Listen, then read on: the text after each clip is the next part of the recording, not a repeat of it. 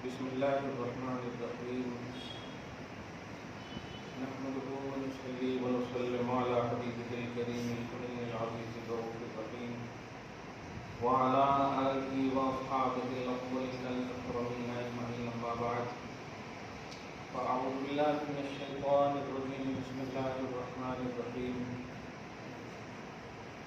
وكتبنا له في الألواح من كل شيء موعظة وتفصيلا لكل شيء وخذها بقوة واحمل قوما ويأخذوا بأحسنها سأريكم دار الفاسقين صدق الله العظيم. رسول برکت کے لیے درود شریف رضی اللہ صلی وسلم وبارک علی سیدنا و شفیعنا و حبیبنا و مولانا محمد وآلہ واصحابہ وبارک وسلم. سورۃ الاعراف کی آیت نمبر 145 کا درس ہونے والا ہے. نبوت اور رسالت کے حوالے سے گزشتہ درس میں کچھ باتیں ہوئی. اسی سے ریلیٹڈ بات یہ ہے کہ نبوت اور رسالت کا تعلق خالص اللہ کی عطا سے. اب نبوت اور رسالت پر کسی بھی طرح سے ریمارک یہ عطا الہی پر ریمارک ہے. اللہ جس کی شان ہے ملک السماوات والارض، آسمانوں اور زمینوں کا بادشاہ ہے، خالق ہے، مالک ہے. اس کی قبض و قدرت سے کوئی شے باہر نہیں ہے. ظاہر ہے وہ عالم الغیب والشہادہ جب کسی کو نبوت اور رسالت عطا کرے گا وہ اپنے انتخاب میں یہ تو نہیں بول سکتا کہ کتنا سوچے گا، لیکن یہ ضرور بولوں گا کہ جس طرح وہ مالک و خالق ہے اس کا انتخاب بھی اسی نوعیت کا ہوگا. چنانچہ رسالت خدا کی پیغامبری، نبوت اللہ اور غیب کی جتنی باتیں ہیں جن پر ایمانیات منحصر ہے، ان تمام باتوں کو امت تک پہنچانا، مخلوق کو اس کی خبر دینا کہ نبوت سے تعلق ہے، پیغام کا تعلق یہ اللہ تبارک و تعالیٰ کی جانب سے عام ہو سکے. اسی فرق کی بنیاد پر بعض حضرات نے نبی کو رسول سے افضل مانا ہے، کیونکہ رسول کہتے ہیں اللہ کی جانب سے جو کتاب اور شریعت لائے، خدا کا جو پیغام لائے اور امت کو دے دے. لیکن نبی اس کو کہتے ہیں جو غیب کی خبر بتائے. نبی اس کو کہتے ہیں جو غیب کی خبر بتائے. یہ وصف خاص کی بنیاد پر نبی کی افضلیت ظاہر ہوتی ہے. ہاں اسی لیے فرمایا کہ نبی افضل. خیر بہرحال نبوت و رسالت یہ خالص وہبی چیز ہے، عطائی چیز ہے، اس میں بندوں کا دخل نہیں. اب اس نقطۂ نظر سے آپ سمجھیں کہ جو بندے بھی نبوت اور رسالت پر کسی بھی طرح سے ریمارک کرتے ہیں وہ یا تو جاہل ہیں یا مکمل گمراہ ہیں. کیوں؟ اس لیے کہ نبوت اور رسالت میں جس نبی یا رسول کی آپ توہین کر رہے ہیں وہ خود سے رسول اور نبی ہیں ہی. خود سے رسول اور ہمارا علم کا سبھی علم ہے، تو ہمارا شاگرد ہم پر اعتراض کر سکتا ہے کہ آپ کا علم کہاں سے ہے نہیں، ریفرنس ٹو کانٹیکٹ ساری چیزیں ہم پر کسبی بولے تو محنت کر کے جو حاصل ہو. لیکن جو گفٹڈ ہے جیسے میں مرد ہوں اس پر کون اعتراض کرے گا؟ جو گفٹڈ چیز ہے اللہ کی طرف سے اس پر کوئی اعتراض نہیں ہو سکتا. اب سوچے نبوت اور رسالت یہ اللہ کی طرف سے گفٹڈ ہے، خالص گفٹڈ ہے اور گفٹ بھی بیسڈ ہے کیونکہ اس میں رشد و ہدایت کا عنوان ہوتا ہے. اسی لیے اللہ پاک نے ساری چیزیں حضرت موسیٰ کی کروانے کے بعد فرمایا میں نے تجھے اپنی رسالت سے چن لیا. سب کچھ کروانے کے بعد کہا کہ موسیٰ انی اصطفیتک علی الناس، میرے رسالتی لوگ تو میرے سامنے بہت تھے، چاہتا تو میں اوروں کو بھی چن سکتا تھا لیکن میں نے تمہیں چنا. اللہ کا چنندہ رسول، اللہ کا چنندہ نبی، اس پر ریمارک وہی کرے گا.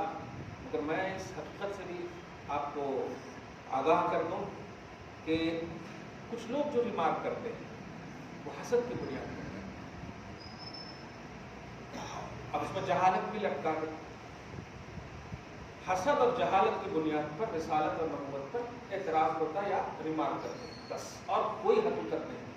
اس کی چھوٹی سی مثال, کیونکہ نبی جو ہوتا ہے آپ کی ساری ضرورتوں کو, سوالات کو, پریشانیوں کو, پرابلم کو حل کرنے کے لیے ہوتا ہے. آپ کسی بھی کاسٹ کے ہوں, لیکن اگر نبی کے پاس پہنچیں گے اپنی ضرورت لے کر کے, وہ ضرورت پوری کر لیں گے. ایک چھوٹی سی مثال, اپنوں کی تو چھوڑیں, اپنے تو ابھی بھی الحمدللہ سیراب ہو رہے ہیں, ہوتے رہیں گے. ابو جہل ہاتھ میں کنکری لے کر کے آئے. ضرورت کیا تھی؟ ضرورت یہ تھی کہ نہیں بتانا, ضرورت یہ تھی کہ نہیں بتانا, لیکن نبی نے بتا دیا. اب آپ بتائیے, نبی نے جب بتایا تو مان لینا تھا, لیکن نہیں, حسد نے اسے مجبور کر دیا نہ ماننے. تو حسد اور جہالت کی بنیاد پر وہ نہیں مانے ہیں, ورنہ رسالت اور نبوت کی حقانیت خود اس کی کنکڑی گواہی دے رہی ہے.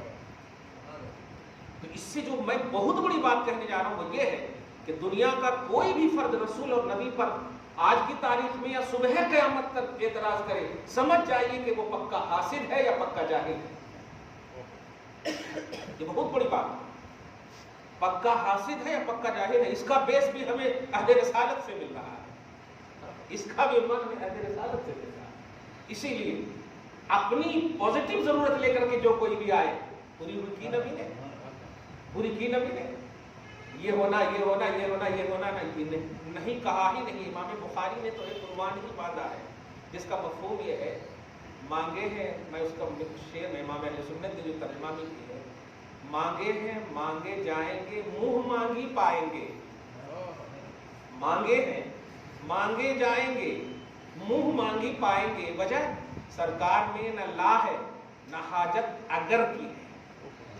اب کتنا بڑا مسئلہ حل کر دیا ہے. بخاری شریف میں ہے, حضرت انس کی روایت ہے کہ ما قال النبی صلی اللہ علیہ وسلم فی جواب سوال, یا کسی سوال کے جواب میں نبی نے لا کبھی نہیں کہا اور مگر کبھی نہیں کہا. اگر کہا ہی نہیں, ایسا کرو اگر کل آتے تو ٹھیک رہتا, یہ بھی نہیں ہے. اگر نہیں بھی ہے تو وہ نہیں کو ہاں بنا دیتے تھے رسول اللہ. یہ بہت بڑی بات ہے. تو جیسا لے کر کے جو آیا, اور میں بیس کہہ رہا تھا کہ اہل رسالت میں, اب مجھے قرآن کی وہ آیت یاد آ رہی, لا تہوا انفسکم استکبرتم, کہ رسول جب کسی کے خلاف آئے ہیں, یعنی جو چاہ رہے تھے کہ نہیں اسحاق میں آئے, اسحاق کی نسلوں میں آئے, ایسا آئے ویسا آئے, ہمارے میں سے آلتے آ رہے ہیں, ویسا ہے ویسا, ان کے خلاف ہو گئی تو نہیں مانے. یعنی رسول مقصد نہیں ہے, اپنا نفس مقصد ہے, اپنی خواہش مقصد ہے. تو خواہش کے خلاف اگر کوئی, معلوم یہ تین باتیں ہو گئی, حسد, جہالت اور نفسانیت. جو کوئی بھی رسول اور نبی پر اعتراض کرتا ہے, ریمارک کرتا ہے, سمجھ جائیے, رش کیجیے, الحمدللہ ہم اعتراض نہیں کرتے, ہم سمجھ جاتے یا تو وہ نفسانی یعنی مینٹلی طور پر ایک دم بالکل پیدل ہے, یا مکمل جاہل ہے, مکمل حاسد ہے, الحمدللہ. اور یہ تینوں کا انجام کیا ہے آپ اچھے سمجھ سکتے ہیں. میں نے رسول چنا تھا. خیر, آج کی گفتگو دیکھیے. وَكَتَبْنَا لَهُ فِي الْأَلْوَاحِ, میں نے لکھا ہے اس میں, تختی و ساتھ تختی بتا دیا تھا میں نے, اور ہر ایک میں نصیحت ہے. وَتَفْصِيلًا لِكُلِّ شَيْءٍ, ہر ایک چیز کی تفصیل ہے. فَخُذْهَا بِقُوَّةٍ, موسیٰ اسے مضبوطی سے پکڑو. وَأْمُرْ قَوْمَكَ, اور لے کر جاؤ اور قوم کو حکم دو. يَأْخُذُوا بِأَحْسَنِهَا, کہ اچھی اچھی باتوں پر عمل کریں. سوریکم دار الفاسقین, ان قریب یہ بھی ان کو بولو کہ دار الفاسقین میں دکھاؤں گا. یہ دار الفاسقین سے مراد فرعون کا گھر ہے. اب غور کر رہے ہیں, جو کوئی بھی نبی کے خلاف جاتا ہے وہ مرکز فجور بن جاتا ہے, مرکز فسق و فجور بن جاتا ہے. ایک فرعون ہے, موسیٰ کے خلاف ہے, اللہ پاک نے دار الفاسقین کہہ دیا, ان کے گھر کو فاسقوں کا گھر کہہ دیا. بتائیں, ایسا تو نہیں ہے کہ کوئی تو بھی اچھا ہوگا نا, کوئی تو بھی ہوگا, لیکن دیکھیے اللہ پاک نبی کی گستاخی سے سب کو محفوظ فرمائے.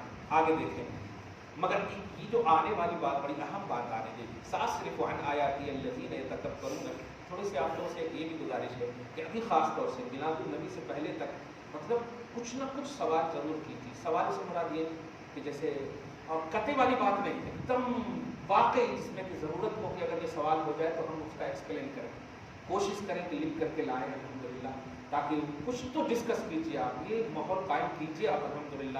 آج دیکھیے سپریم کورٹ بن گیا ہے میڈیا، ذرا سی کچھ بولیے تو ہمیں نہیں چاہیے آپ سے سرٹیفکیٹ ہے، مطلب تم کو سرٹیفکیٹ پہلے سے مل گیا ہے، جبکہ میڈیا کا کام یہ ہے کہ عوام کی بات عوام تک پہنچائے، حقائق عوام تک پہنچائے، حقیقت جو سچ ہے سچ پہنچائے، جو غلط ہے غلط پہنچائے، لیکن ون سائڈڈ ایک دم کی باتیں کرو۔ میں بھی یہی کہوں گا کہ تھوڑی سی ڈیوائڈ والی فکر لائیے، محادثے والی فکر لائیے الحمدللہ، کہ کبھی بھی اگر ایکسپلین کی ضرورت پڑے فوراً، جیسے فار ایگزامپل بشریت کے باب میں گفتگو سوچیے کہ بشر ہے نبی، نور کے باب میں سوچیے، آپ جو بھی آپ کے دماغ میں آ سکتا ہے کھوجیے، سوشل میڈیا کے ذریعے سے آپ کھوجیے، جو بھی سوالات ممکنات میں سے ہیں وہ کیجیے، اور کرنے کے بعد پوچھیے، بار بار اس کو پوچھیے، اچھا یہ ہوگا تو یہ ہوگا، وہ ہوگا تو یہ، پھر جب آپ پوری ہو جائے مزہ آ جائے گا الحمدللہ، آپ پر ایمان تازہ ہوگا، پھر آپ بھی وہ موبائل کو ہے ہی الحمدللہ اقوال زرین کے طور پر آپ سینڈ کیجیے دوستوں کو الحمدللہ، کیجیے نا، کیا کریں گے ایسے ہی بغیر کہے ہوئے آپ موبائل یوز کرتے ہیں، تھوڑا سی کیجیے نا، نبی نور ہے، اب اگر ادھر سے رپلائی آیا کیسے میں کہہ دیجیے سورہ مائدہ آیت نمبر 15، اب لیجیے نا، گفتگو شروع ہو گئی الحمدللہ، ایسا کیجیے آپ، مگر اس پر پورا مواد ہوگا آپ کے پاس تب نہ گفتگو کر پائیں، ورنہ یہ کہیں مفتی صاحب ایسا کرتے نہیں وہ بیکار ہو جائے گا، نہیں پہلے ہی آپ کر لیجیے، درس لیجیے۔ ساصرف عن آیاتی الذین یتکبرون فی الارض بغیر الحق، اللہ پاک دیکھیے یہ آیت جب بھی پڑھا میں نے تو کانپنے لگا، فرماتا ہے کہ میری آیتوں سے وہ لوگ جو زمین میں کبر کرتے ہیں، غرور کرتے ہیں، گھمنڈ کرتے ہیں، میں کی دنیا میں رہتے ہیں، ناحق تکبر کرتے ہیں، ان لوگوں سے میں نے اپنی آیت کی توفیق دینا چھین لیا۔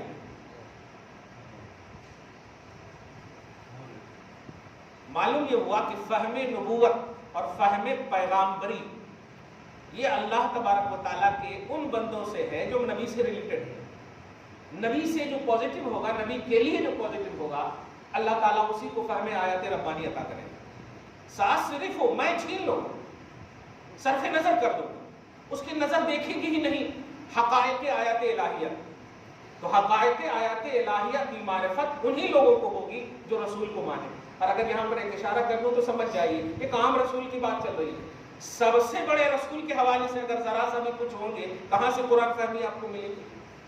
اسی لیے کتابوں کے انبار لگ گئے ہیں، لائبریریاں ہو گئی ہیں، لیکن اصل ہی جب گمراہ ہیں تو عوام کیا ہوگی؟ تو قرآن کے ترجمے، قرآن کا ٹرانسلیشن، یہ تو بہت دیکھا ہوگا آپ نے، لیکن محبت کے آئینے میں ان کی شہرت نہیں ہو پائی۔ علم القرآن کے آئینے میں تو شہرت ہو پائی، سمجھ رہے نا، تفہیم القرآن کے آئینے میں شہرت ہو پائی، لیکن محبت کے آئینے میں اللہ پاک فرماتا پہلے پازیٹیو بنو نبی کے لیے، پہلے قریب بنو نبی کے لیے، پھر ہم سکھائیں گے۔ اسی لیے نبی پہلے ہوتا ہے، پیغام بعد میں ہوتا ہے، یہ اصول ہے اللہ پاک کی سنت ہے، پہلے نبی بھیجتا پھر نبی کو پیغام دیتا۔ اس کا مطلب یہ ہوا اپنا کلام یہ بعد میں عطا کرتا ہے، لیکن مخلوق میں نبی کو پہلے دیتا ہے۔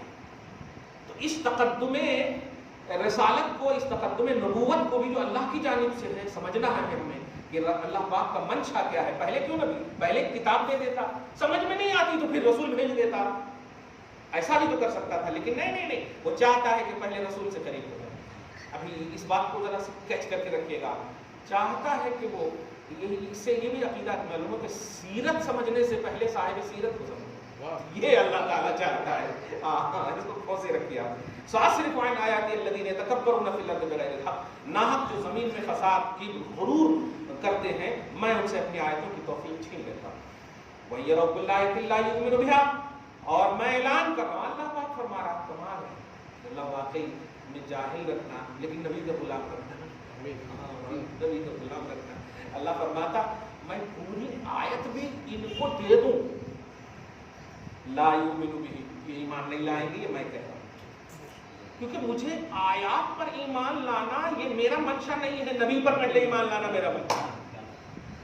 پہلے موسیٰ کو مانے وہ، پھر آیات الہیہ، موسیٰ کو تو پہلے مانے، موسیٰ کے لیے تو پازیٹیو ہو۔ اللہ فرما رہا کل آیت، اگر میں ساری آیتیں ان کو دکھا دوں، دے دوں اسکرین کی طرح، لا یؤمنو بہا، وہ ایمان نہیں لا سکتے۔ اس سے دو بات معلوم ہوئی، ईमान उसे अल्लाह अता करता है जो नबी के हवाले से होता है। हाँ, नबी के हवाले से हो। इसीलिए आजकल भी अगर कोई किताब के जरिए से अगर बोले ना आपको, तो सोचिए आप बोलते ना यहाँ इनके जरिए से उनके जरिए से, नहीं, उनका ईमान बिल्कुल होता है।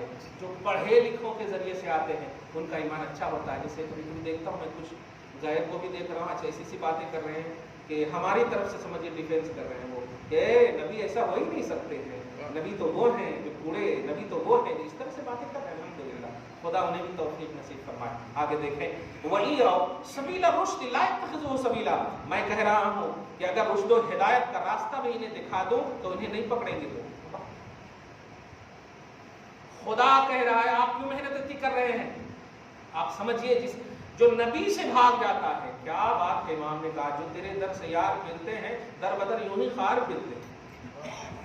या रसूल अल्लाह, जो तेरे दर से यार फिरते हैं दर बदर यूं ही खार फिरते हैं। उसकी वजह इसलिए कि तौफीक सल्ब कर लेता अल्लाह ताला। ईमान का रास्ता नबी होता है, ईमान का रास्ता रसूल होता है। क्या बात है।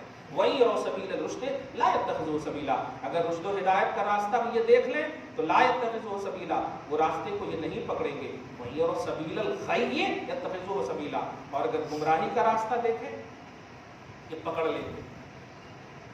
आप समझिए, एक एक लफ्ज जो है पूरे खासतौर से भारत पर एकदम फिट हो रहा है कि अंधभक्ति, आवारगी, बेकार की बातें, एकदम इंसानियत से घटिया सोच, सारी फिक्रें लोग कबूल कर रहे हैं।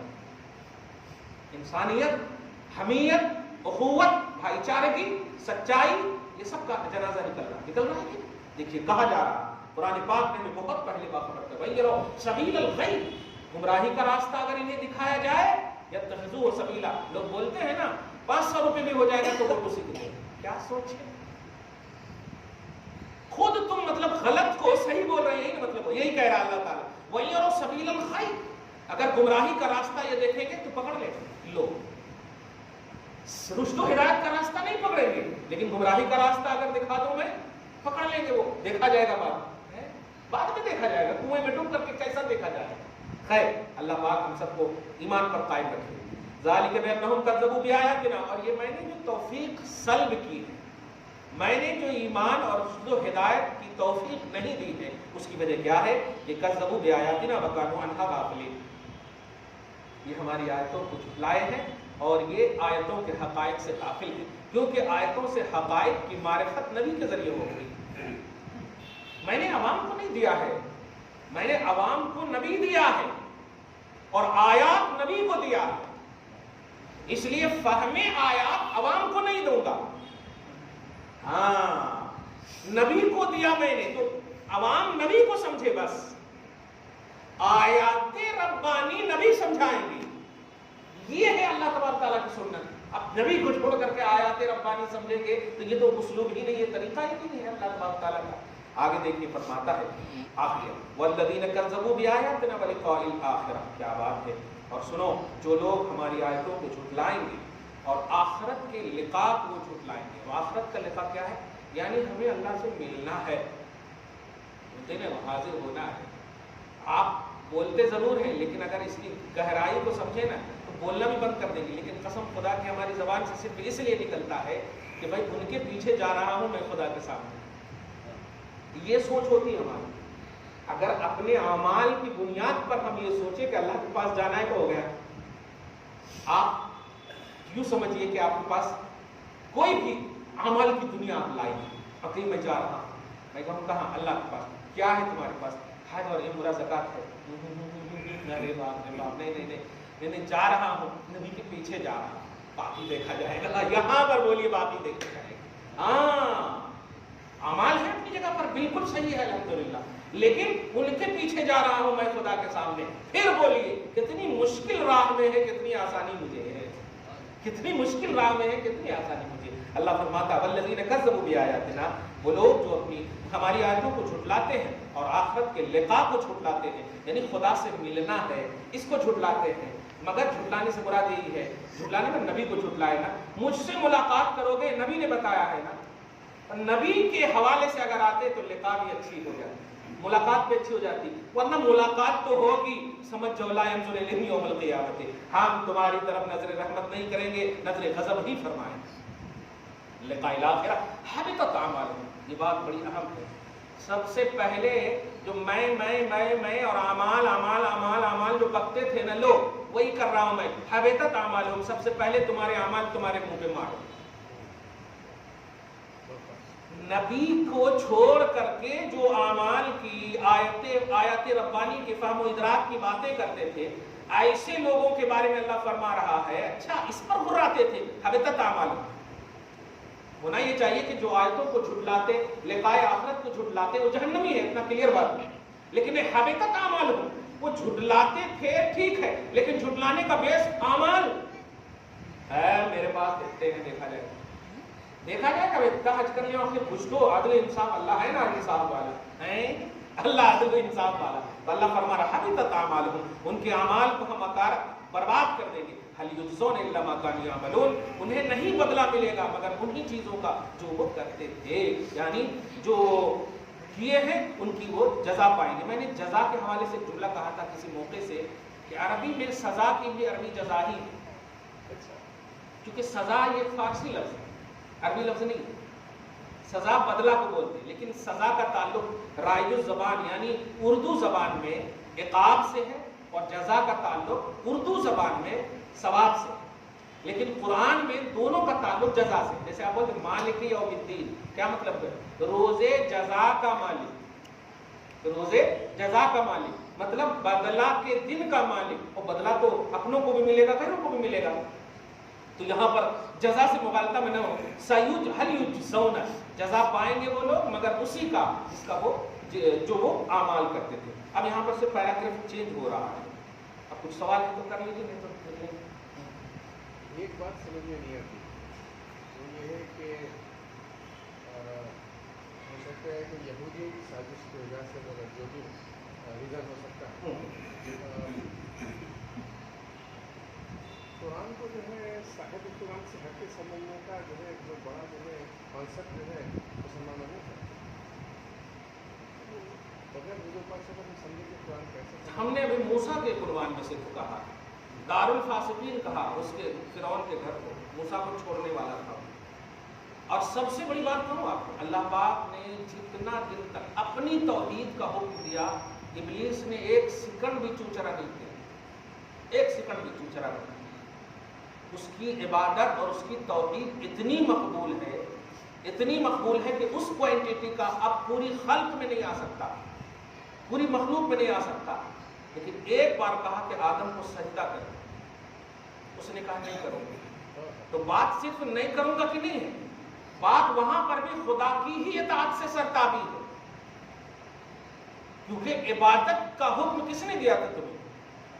उसी अल्लाह ने दिया था। तो हुक्म खुदा मानकर तुमने इबादत की। और यहां पर भी तो कह रहा है ना कि फस्जुदू,